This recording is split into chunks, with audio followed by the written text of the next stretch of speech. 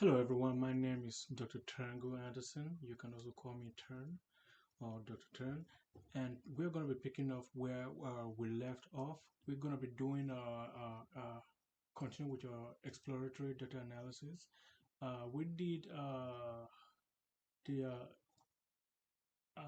assumption test for multicollinearity. Now we're going to be working on checking a linear relationship.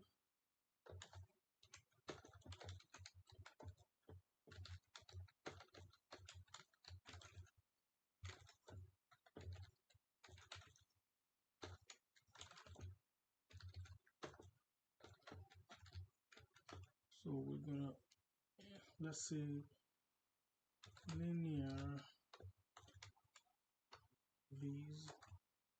visualization. We're gonna use Seaburn, a package, plot.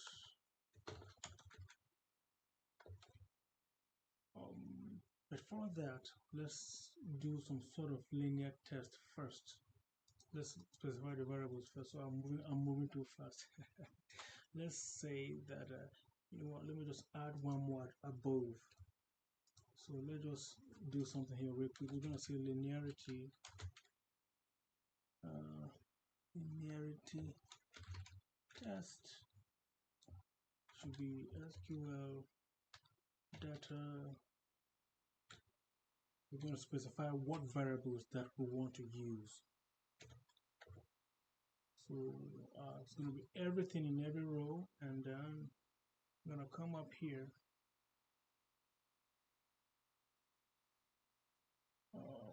Age, gender, BMI, and so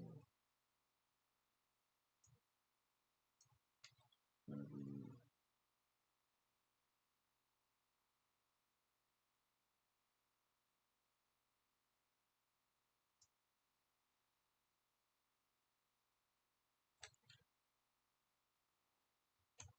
age.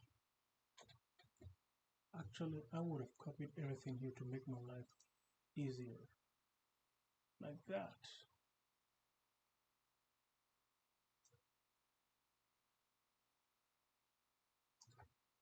Perfect.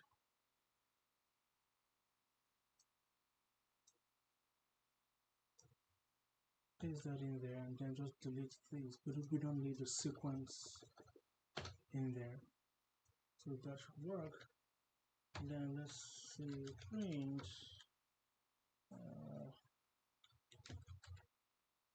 linearity test dot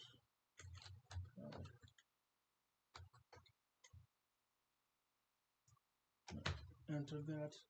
So yep, that looks okay. Then next we're gonna continue with our pair plot. Yeah, let me just see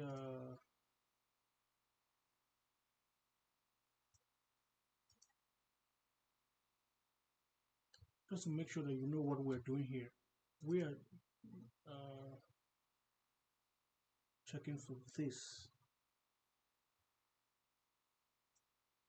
Let that just be the header right there, so you know that this fall under the same thing.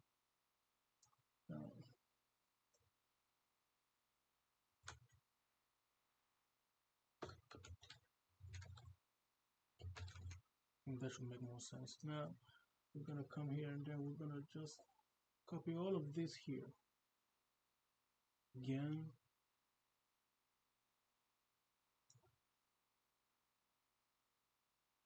Actually, no need for that. Let's just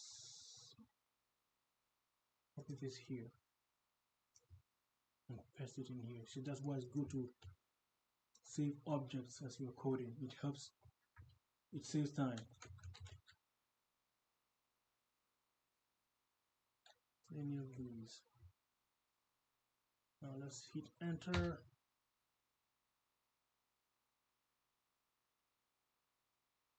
It's loading, and there we go. So we see that oh, looks like BMI and insulin have a very linear relationship. As you can see, Gender, because it's male, female, so that's why they are, at the far extreme ends, which is expected. Age and insulin, somewhat. But so far, this looks good. Yep, yep, this looks good. So next, then we're gonna build the predictive.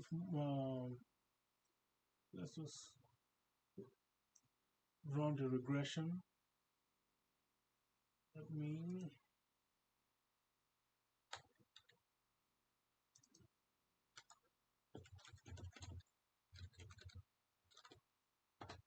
Okay.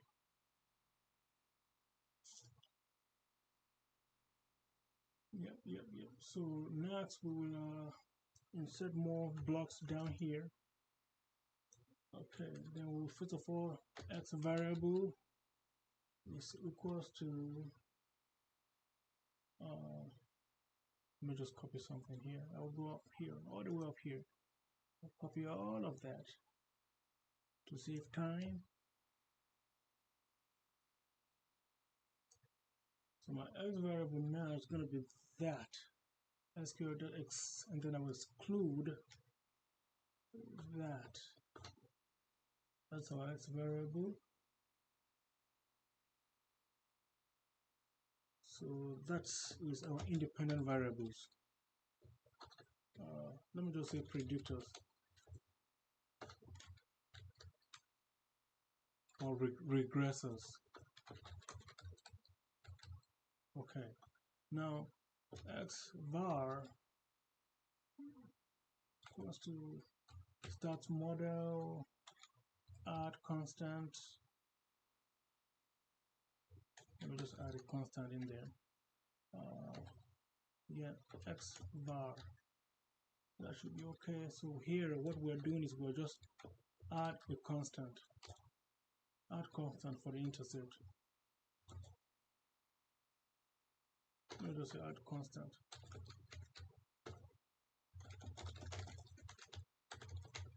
Next, then we'll specify what our criterion variable is, which is y var. Okay. I'm going to paste everything that I copied earlier, but in this case, I will leave only this insulin in here. And this is our criterion variable.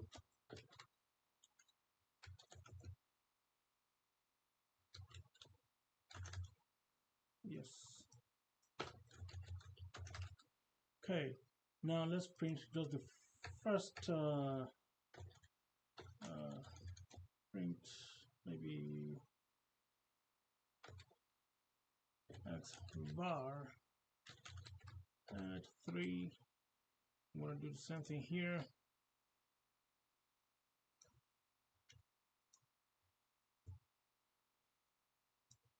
But here will be y. Let's run that and see. Good.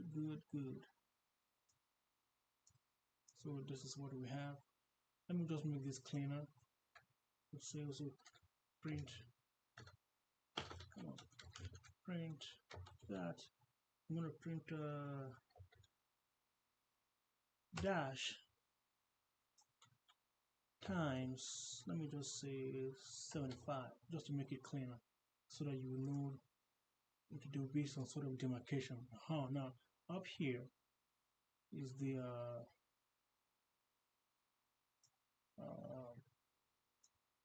regressors, and down here is the criterion variable. At least that is better. Now we're gonna go ahead and then execute a regression model. We'll say regression model is equal to an ordinary least square, and then let's put in our y bar as well as our x variables. Now the output should be regression model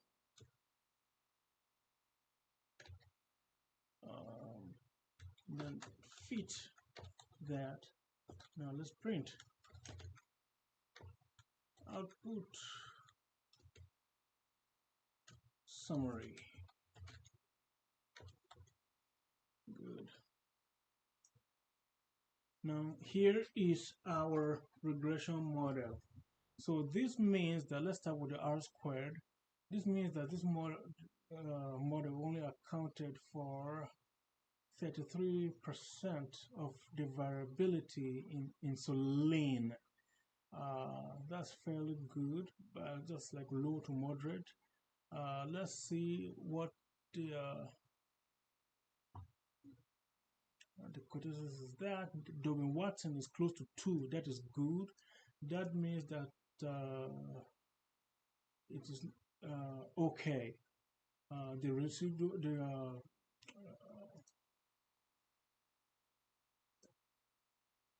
the residuals are okay. That is good. Okay, now if you see here, let's go to the p value. Everything here looks statistically significant. Yeah, that is good. That means that age,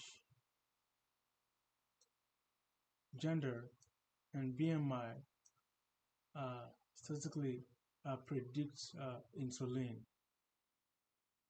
That is good. So this is how we do regression. I'm gonna stop this video here.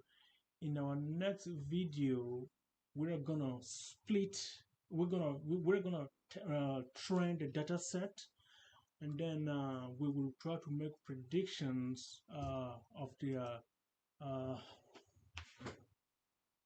of the, between the actual value and the predicted value, and see also run the mean square error, mean absolute error, and also the I already run this R square here, but we'll just do it quickly and then we will interpret our findings. Have a nice day.